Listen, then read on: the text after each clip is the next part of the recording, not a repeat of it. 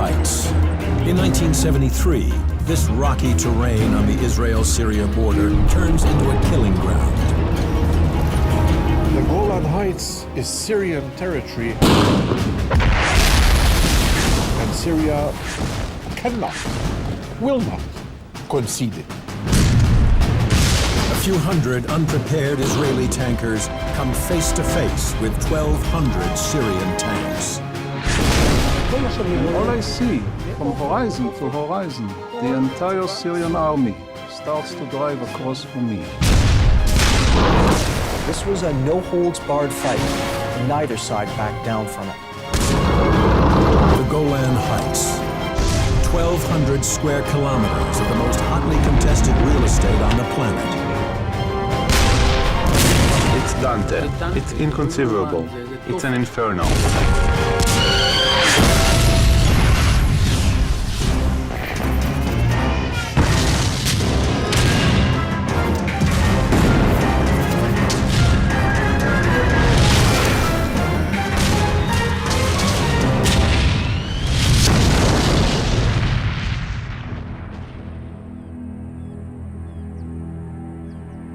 The Golan Heights. 1,200 square kilometers of the most hotly contested real estate on the planet. It's a barren, volcanic escarpment that has been occupied by Israel since the Six-Day Arab-Israeli War of 1967. Both Israel and Syria claim it as their own. In the fall of 1973, that border dispute erupts into a sudden, ferocious, and bloody war. October 6th. It's Yom Kippur, the Jewish Day of Atonement. Most Israelis are at home, repenting for their sins and observing a fast, leaving the frontier with Syria lightly guarded. The commander of the 74th Israeli Tank Battalion, Lieutenant Colonel Yar Nafshi, begins a routine patrol. It was simply pastoral peacefulness, and I am patrolling the positions along my front. At 12, a commander from the Hermon post calls me, and he says, "Yair, the Syrians are taking off their camouflage nets from their artillery." And then I act instinctively. So I turn my jeep around and gather all my men and say to them, "Look, the scenario is that the Syrian army is removing their camouflage screens. I don't know what this means." And the men stop fasting, mount their tanks, and start to prepare them. And as we are driving from the lots, the bombardment starts.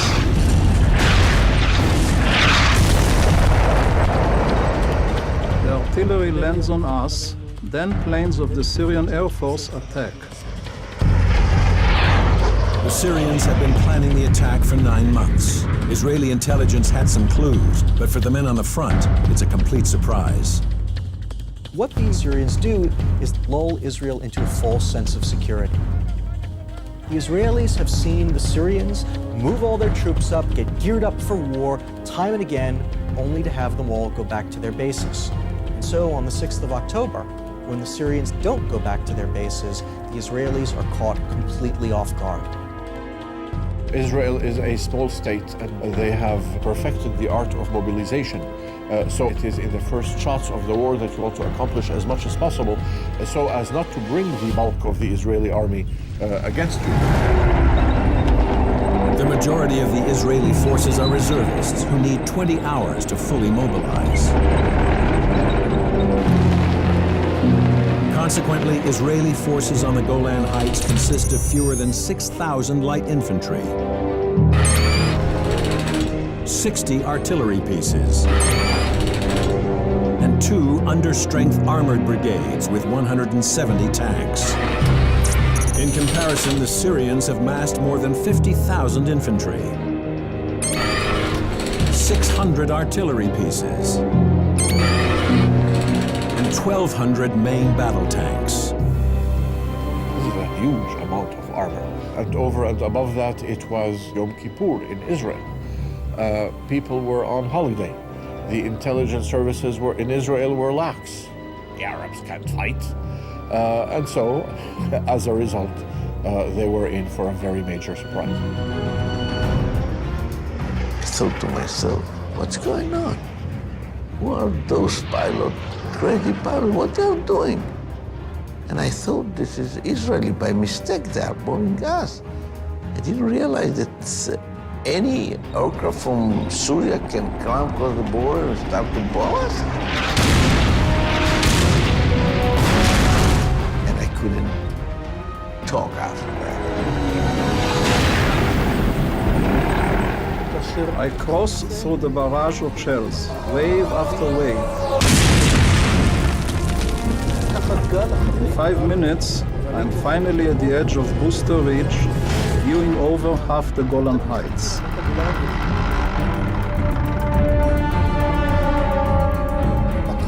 At first, it's small. And then, like rings of cigarette smoke, it slowly gets closer, bigger and bigger.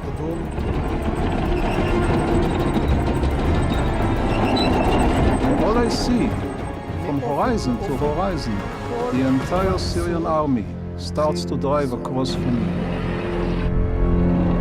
But this is only part of a much larger war. Egypt and Syria have launched simultaneous attacks on 2 fronts, splitting Israeli defense forces. Their mission? To take back territory lost during the 6-day Arab-Israeli War, including the Sinai and the Golan Heights. The Syrian body politic was humiliated, was traumatized. It is as a result of this that we had the 1973 war, a war that was made specifically in order to regain this territory that Israel occupied. Over the course of time, they developed a campaign plan that was specifically tailored to retake the Golan and repair Syria's tarnished honor. The Syrian battle plan is to use overwhelming force and penetrate the Israeli line at 2 points. Then send armored divisions through the gaps to advance across the Golan Plateau and seize key bridges over the Jordan River.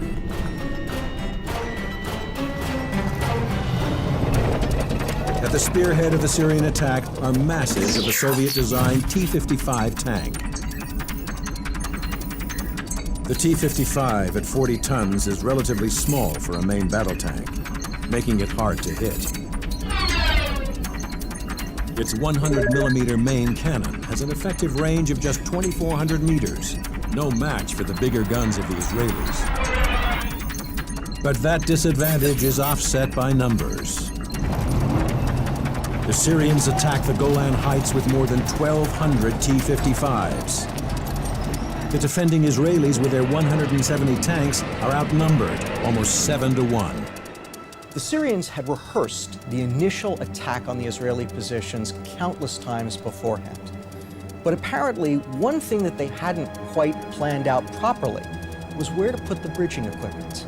The Israelis had built a deep anti-tank trench in front of their positions all along the Golan front. But the Syrians had put their bridging equipment far back in their columns. And as a result, the first thing that happened was you had Syrian tankers who bizarrely drove straight at the Israelis, drove right into the tank ditch, and as a result were picked off like sitting ducks by Israeli tankers sitting up on the heights overlooking this anti-tank trench. For the Israelis, the tank of choice on the rocky terrain of the Golan is the Shotkal, an upgraded version of the Centurion main battle tank. It's protected by 152mm of frontal armor and equipped with a 105mm rifled cannon, accurate at ranges in excess of 3,600 meters. The Shotkal is a formidable opponent to the Syrians' T-55s. When David goes out to fight Goliath, he made a decision to fight him with a slingshot. And he knew he could defeat Goliath because he wouldn't enter in range of Goliath's weapons. And from outside that range, he hits him with a rock and knocks him over. I am going to be David. The Syrians don't open fire from ranges further than 2,200 meters, but I, in all my training, can fire and hit targets at about 5 kilometers. 4 קילומטר, 5 קילומטר.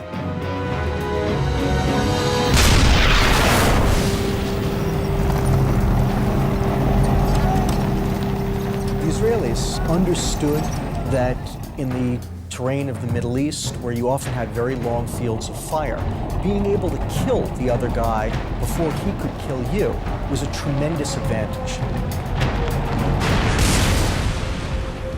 And so the Israelis had put a tremendous amount of effort into developing long-range gunnery skills.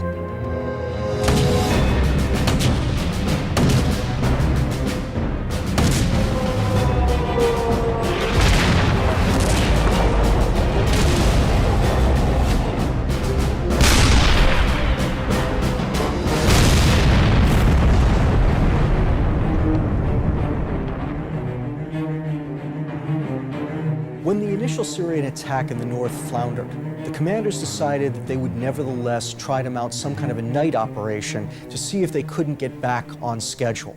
And so they pushed forward in the darkness. And at that moment, they had a tremendous advantage. The Syrian tanks had Soviet night fighting equipment. The Israelis didn't.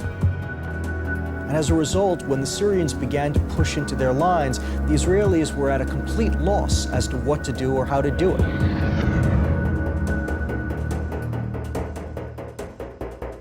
The hardest combat was during the night. It was dark and nobody used any lights. When you turn on the lights, immediately they kill you.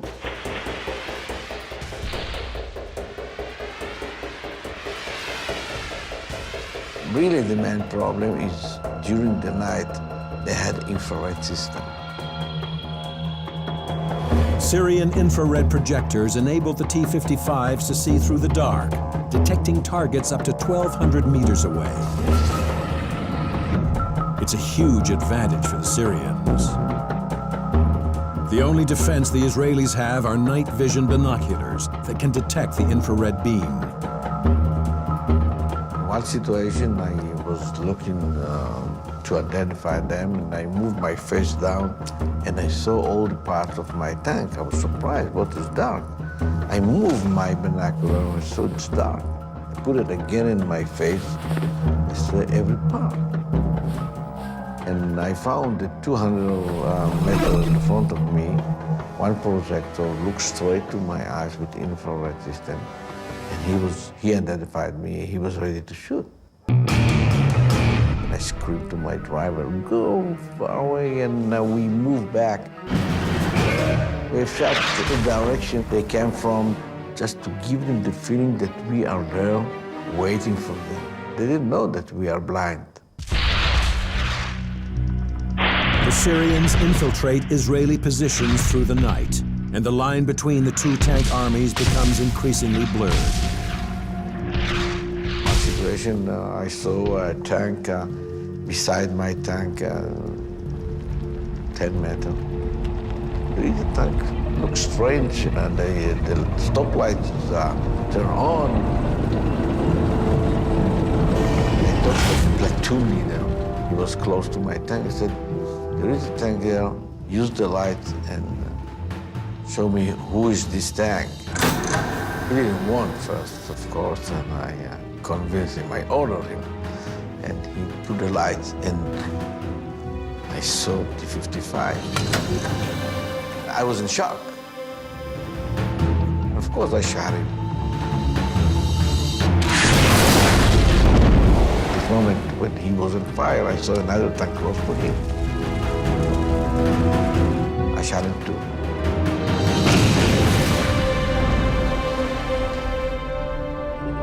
After 18 hours of almost continuous combat, the tankers of the 77th and 74th Israeli battalions have held the line in the North Golan Heights and pay a terrible price. Hundreds of dead and wounded, and 75 of their tanks destroyed. But for the Syrians, the price is even higher. The casualties number in the thousands, and more than 100 tanks are lost. But in the open terrain farther south, the Syrian offensive has been far more successful. They've wiped out an entire tank battalion, clearing the way for a push into the Israeli heartland.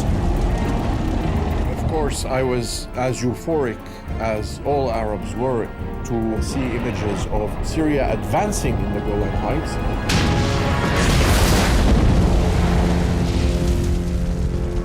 The future, not just of Israel, but of the whole Middle East, now hangs in the balance.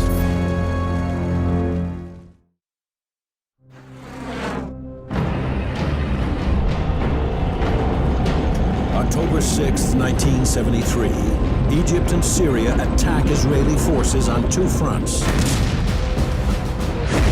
They're determined to take back all the territory they lost in the Six-Day War of 1967. Syrian armored brigades strike at 2 points on the Golan Heights, throwing 50,000 infantry and 1,200 tanks into the battle. In the rugged and hilly northern sector, Israeli defenders hold the line through the first day of fighting, even though they're outnumbered almost 7-1 and take heavy casualties. But in the more open country farther south, the Syrians seem unstoppable. In the south, you had two very aggressive Syrian commanders. They dragged their bridging equipment forward. One of their commanders actually had his infantry fill in portions of the Israeli anti-tank trench by hand. They crossed over, and they were able to mass so much power against these thinned-out Israeli defenses in the southern flank of the Golan that they were able to punch through. October 7th.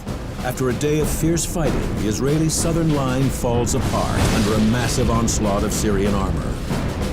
By 8 a.m., Syrian forces are advancing across the Golan Plateau, driving towards key bridges crossing the Jordan River. The Syrian assumption was that if they could punch through those Israeli lines and drive as fast as they could, grab those bridges, they would effectively be able to prevent Israeli reserves from mounting a viable counterattack out of Galilee.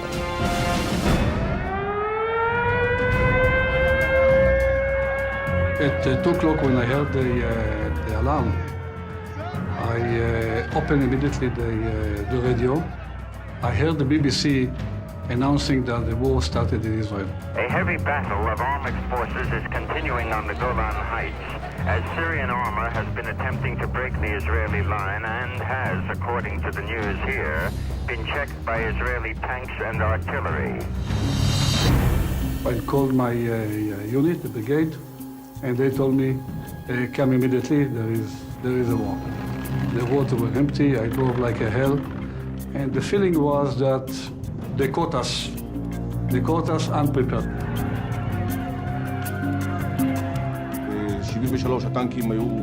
In 73, the tanks were bare of ammunition and equipment. They had to be loaded with shells and all of the equipment taken out of storage and organized. If you have the full crew, which are 4 members, it takes something like 4 to 6 hours to prepare it really properly. But during the rush time, we didn't really prepare properly the tanks. Everybody went to the Golan Heights, doesn't matter how many tanks he had, if the tanks are completely equipped or not. They just went. Syrian intelligence estimates it will take Israel 20 hours to mobilize its tank reserves, but the Israelis do it in 10. Throughout the night, Israeli reservists make their way to the battlefield, are hastily organized into units, and thrown into the fight against the Syrians. By the early hours of October 7th, the first tanks reach the Golan Heights. In the early morning, we advanced towards the enemy already inside the Golan Heights. Dawn was beginning to break, and we saw lots of tanks. A mask of sorts came down. Now we have to do what is necessary. You don't think about it too much. We opened fire on them, but directional alignments are required to match the barrel of the cannon to the cross of the telescope. But we didn't do this because of our hurried exit. We didn't hit them. It is possible to make battle time alignments, but this is a lot less precise. But it's better than nothing. We hit a few tanks.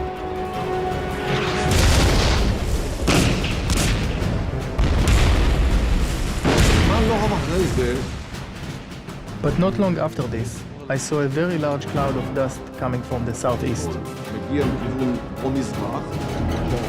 And when this cloud got closer, it turns out that it was a very large Syrian force with T-62 tanks.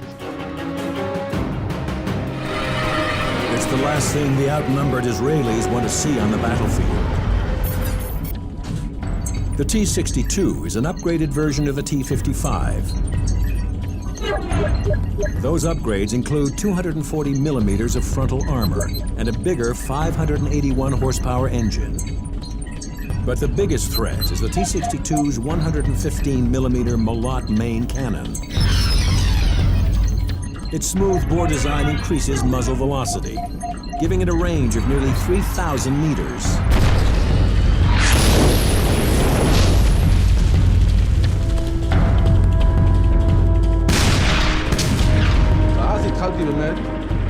And then I honestly started to feel that I was being targeted, and shells are falling beside me or behind me.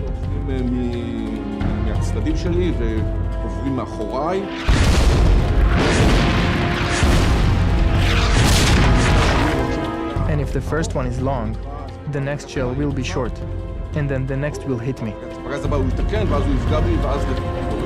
So I reverse off the firing ramp and look for a new position.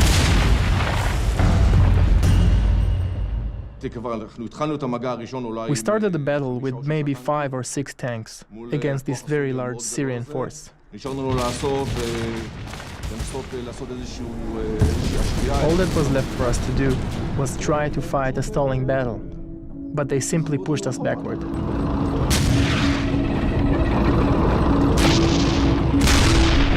It's overwhelming. 4 Syrian brigades, 350 tanks, push through Israeli defenders and advance towards the bridges over the Jordan River. Before dark, both of them run into very small groups of Israeli infantry. And even though at this point in time they're only a couple of kilometers from their objectives, both brigade commanders decide to stop for the evening, and with almost nothing standing in their way. The bridges were sitting there. They were theirs for the Syrians' taking. When they woke up the next morning, they found strong Israeli forces guarding those 2 bridges.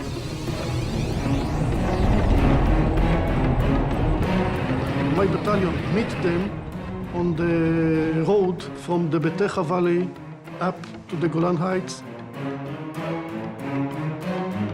The first tanks in our column, they didn't see them. Only the last tank saw them, and he began to shoot. And the commander shouted at him, "Why are you shooting? We are in our territory." He said, "This is Syrians, already here." We didn't believe that they arrived so west. Their problem was that the T-55 have only 5 degrees of degradation. That means the cannon can't be aimed very far down. It's a disadvantage for a tank on higher ground, engaging an enemy approaching from below. Beyond that, the Israeli shot cows have a high degree of elevation, making it easier to hit targets above them. They had to expose themselves if they wanted to have enough degradation to shoot at us. So when they expose themselves, we shoot them.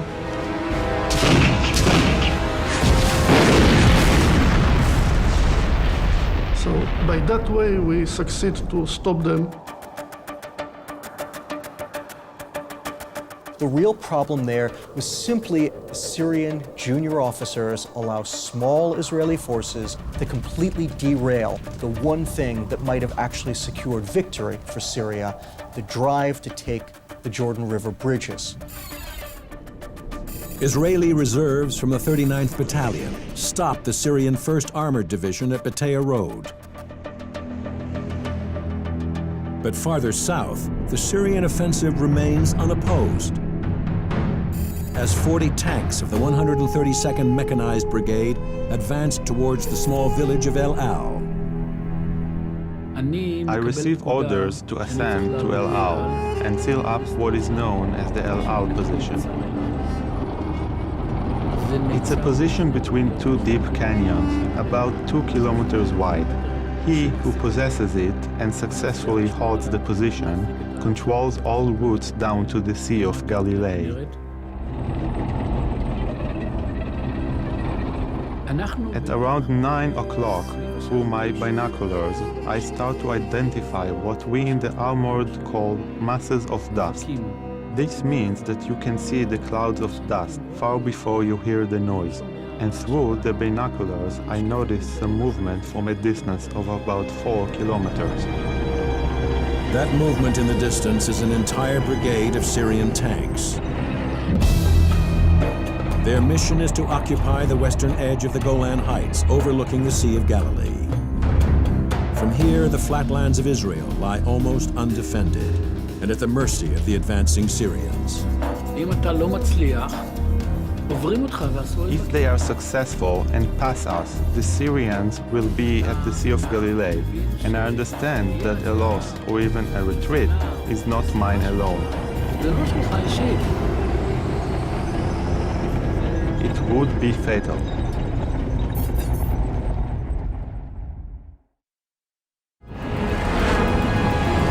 October 7th, 1973. It is 20 hours into the Syrian attack on the Israeli-occupied Golan Heights. And in the rugged and rocky northern sector, 2 Israeli tank units struggle to hold off the Syrians. But in the flatter terrain of the southern Golan, masses of Syrian armor have rolled over the Israelis and are pushing on towards bridges over the Jordan River.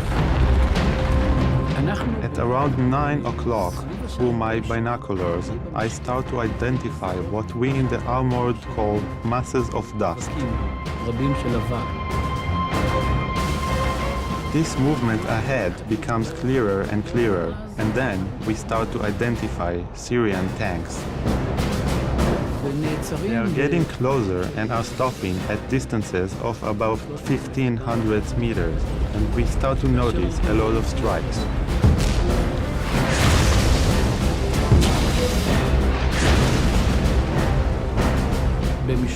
At the plateau of El Al, it's absolutely flat. It's as if they put the tanks on a billiard table and said, "Please, go ahead and play now." You can see huge distances. There is nowhere to hide. And the only thing that can save you is your own capability, your own skill, and to always be on the move. I always make sure that the tanks are always moving and not firing more than what's called a ball to the target, which is just 2 or 3 shells, one after the other. We fire one and then adjust. We fire another and then move to another position. In order to get a target, you'd have to stop and stand. Then you bring the turret to a point where it is in line with the enemy tank. You give the range according to your estimation. When everyone announces on, I give the command to fire.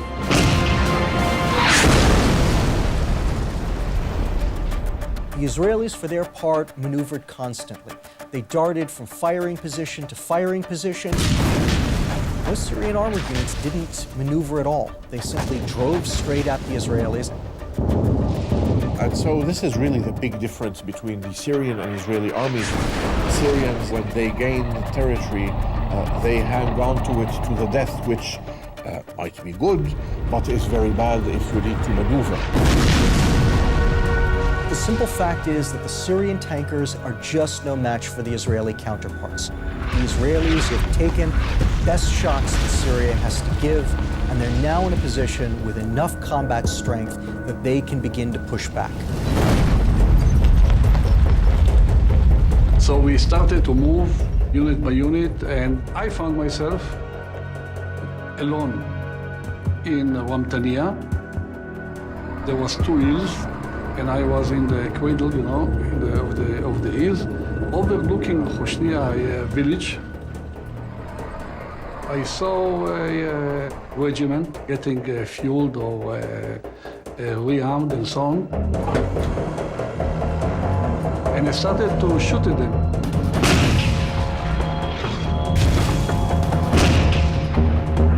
And I saw some Syrian tanks leaving the hills.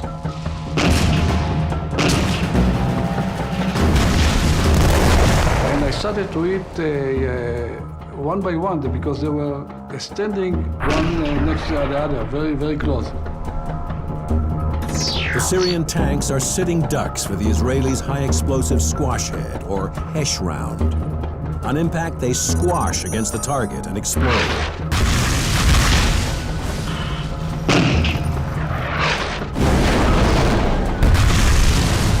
Creating a shock wave that tears apart the inside of the tank. I think I destroyed something like 7 tanks before they started to move and to understand that somebody is shooting at them. They shot back.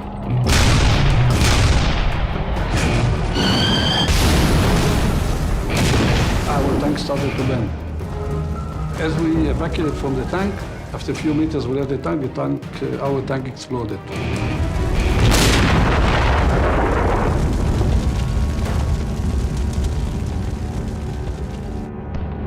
The outnumbered Israelis fall back and regroup, and the Syrians gear up for a final big offensive.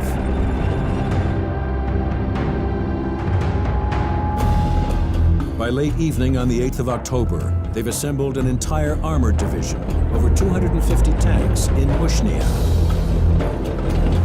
a tiny hamlet in the South Golan, which is about to become ground zero in one of history's greatest tank battles.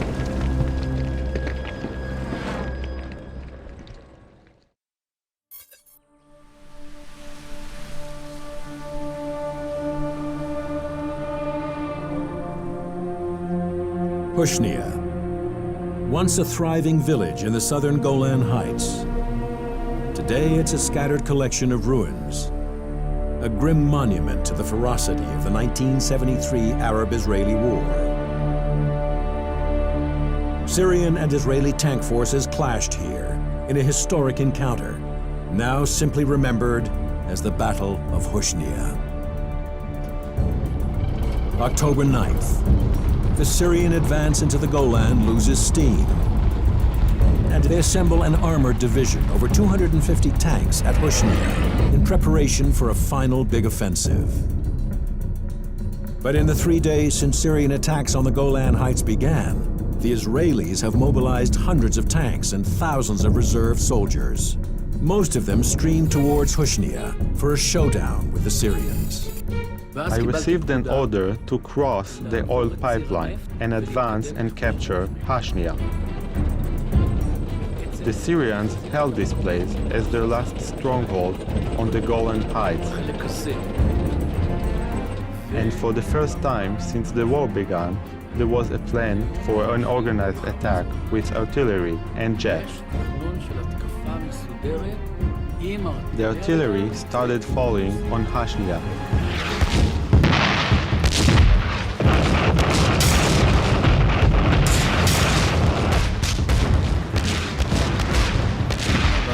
And we, in 2 squads of tanks, started to advance, crossing the territory from the oil line towards the village of Hoshnia. It's dusk, the last light, and you can see the entire village blazing, exploding, and the mosque of Hoshnia in the middle of this whole thing.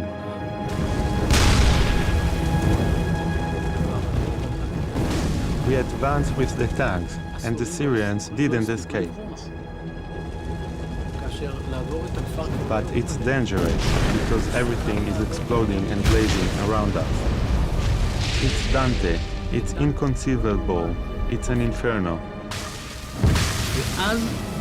And then, from within the village, outburst Syrian tanks and trucks. They are terrified, trying to escape, and I see a Syrian tank, and it isn't clear if it is able to get out. But then, his turret starts moving in my direction, but my cannon and my turret are farther away. And it's completely clear that I won't be able to target him. He's going to get a bead on me first, and if he does, then I'm a goner.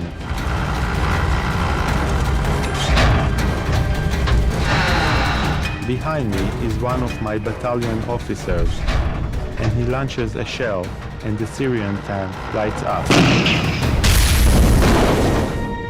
They are difficult displays to describe, but the Syrians ran for their lives. The Israeli reserves destroy more than 200 tanks, stalling the Syrians' big push. By the afternoon of October 9th, the Israelis have retaken most of the southern Golan. But on the northern front, they are still struggling to hold off Syrian forces in a place that will soon become known as the Valley of Tears. In the north, the remnants of the elite 7th Armored Brigade are still just barely holding back the Syrian 7th Infantry Division. The Syrians tried one last time to blast through the Israeli positions. They've got 200 tanks, half of them T-62s, and the Israelis are down to less than 30 Centurions.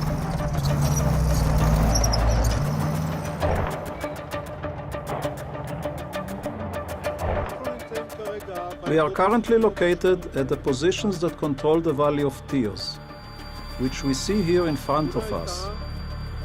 And when I arrive from Booster Ridge with 6 tanks, I realize that I am not going to make it to these positions, which are the best ones, and govern the entire width of the Valley of Tears.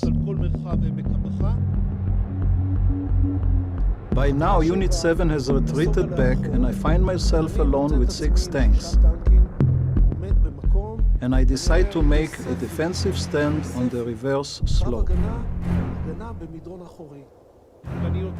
And I stop the 6 tanks and spread them out along the back slope of the hill that is located behind us. And I see the smoke from the exhaust of the Syrian tanks over the hill. And I tell my men, you, see those moving on the other side of the hill? You, take those 3. You, these 2. You, these 3. And I let the Syrians come right over the hill.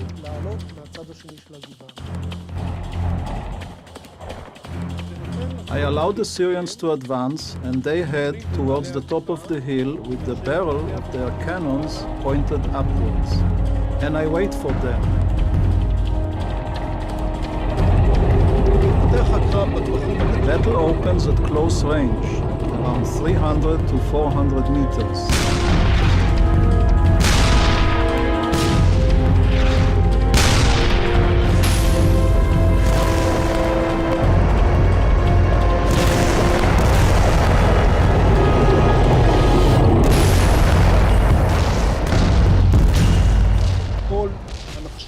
And we stopped their advance towards the main road. But in this battle, after we stopped the Syrian army, we had only 2 tanks left. On this side, at the foot of Mount Hermonite, we see today the same famous valley where the commander of the 77th Battalion, Colonel Kahalani, stood and blocked the Syrian advance through this valley.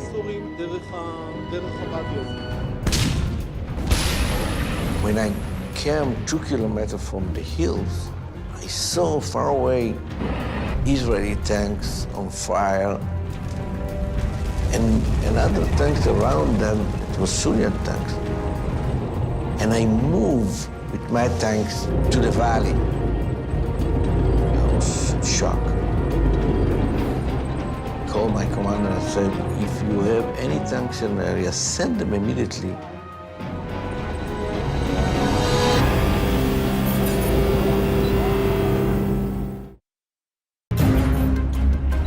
October 9th, 1973. Israeli and Syrian tank forces had been fighting on the Golan Heights for 3 days, with heavy casualties on both sides. The Syrians outnumbered the Israelis and quickly gained the upper hand. But the Israelis pushed back with their reserve forces. Now time is running out for the Syrian army. They make one last attempt to break through Israeli defenses in the north, throwing an entire armored division into the battle. They've got 200 tanks, half of them T-62s, and the Israelis are down to less than 30 Centurions. The main forces is just behind the hill. If they will come to the top of the hills, nobody can stop them. They will run all the way to the Galilee. And I have decided to move forward and to catch the hills and to catch them on the valley. It's a desperate gambit, and the only chance the Israelis have. They must regain their firing positions. And to do that, they have to cross 800 meters of open ground in the teeth of Syrian fire.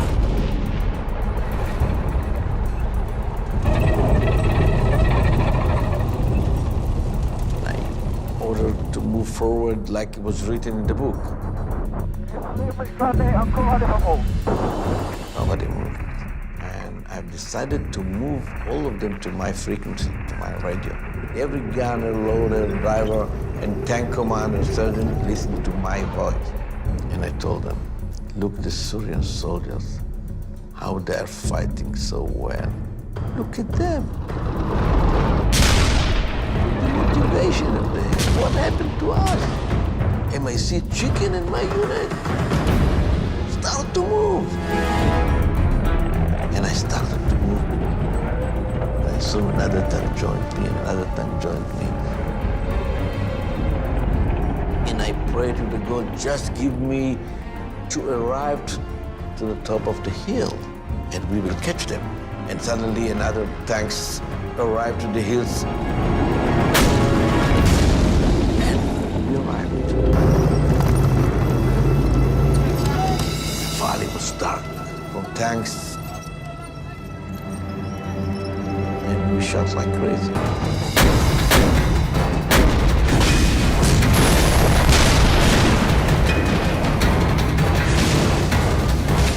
The moment that we've been on the fire position and they moved on the valley, this was easier for us to shoot all of them.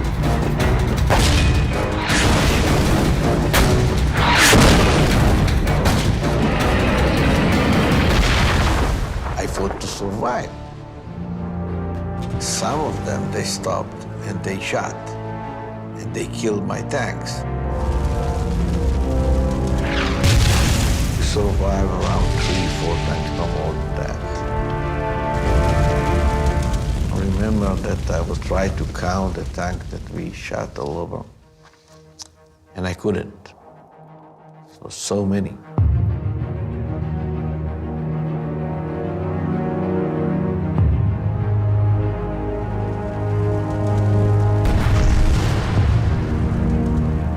After the battle, Israeli observers counted 500 Syrian tanks destroyed in that defile. And as a result, it came to be called the Valley of Tears for all of the Syrians killed there. Syria's hope of retaking the Golan Heights ends in the Valley of Tears. On October 11th, the Israelis launched their own offensive into Syria. And on the 23rd, the Syrians capitulate. The battle for the Golan Heights is finally over. This was simply competent Israeli commanders outthinking, outmoving, outfighting their Syrian opponents. But there's no question that the Syrians fought incredibly hard. They mounted attack after attack after attack into the teeth of ferocious Israeli defenses. And in many cases, they died to a man. This was a no-holds-barred fight, and neither side backed down from it.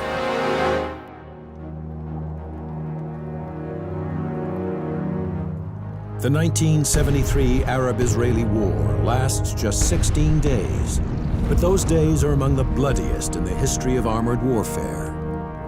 The battlefields are left littered with the hulks of destroyed tanks. The Israelis lose between 400 and 500. The two Arab countries somewhere between 12 and 2,200. But the real tragedy is in the human cost on both sides. 21,000 dead and tens of thousands more wounded. Most of my friends I lost during wars. They were 19, 20 years old, no more than that. And I saw them how they fight, and it's unbelievable. And I was very proud. The war ended with disappointment, but it ended with a solemn promise by Syrians and to Syrians and of Syrians that they will get back the Golan Heights one day.